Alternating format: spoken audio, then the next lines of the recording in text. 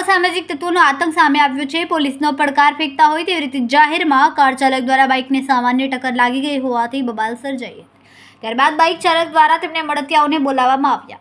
કારમાં સવાર માતા પુત્ર પર હુમલો કરવામાં આવ્યો। આ સાથે જ કારમાં તોડફોડ કરવામાં આવી। આ ઘટનામાં મહિલાની ઈજા પહોંચી હોવાથી તેને સારવાર અર્થે હોસ્પિટલ ખસેડવામાં આવી।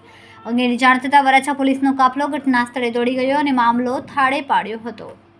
વરાછા વિસ્તારમાં આવેલી ઈશ્વર કૃપા સોસાયટી પાસેથી પસાર થઈ રહ્યા હતા દરમિયાન કાર ચાલક આગળથી જતી બાઇકને સામાન્ય ટક્કર લાગી હતી, જેથી ઉશ્કેરાયેલા બાઇક ચાલક અને તેની સાથે રહેલ મહિલાએ કારમાં બેસેલી મહિલા સાથે બોલાચાલી કરી હતી। ત્યારબાદ વાત ઝપાઝપી સુધી પહોંચી ગઈ હતી। રોડ પર આ તમામ દ્રશ્યો સર્જાયા હતા। દરમિયાન બાઇક ચાલકે મળતિયાઓને બોલાવી લેતા 8 થી 10 જેટલા લોકો દ્વારા કારમાં બેસેલા મહિલા અને તેના પુત્ર પર હુમલો કરી દીધો હતો। આ સાથે જ કાર પર ચડીને તોડફોડ કરવામાં આવી હતી।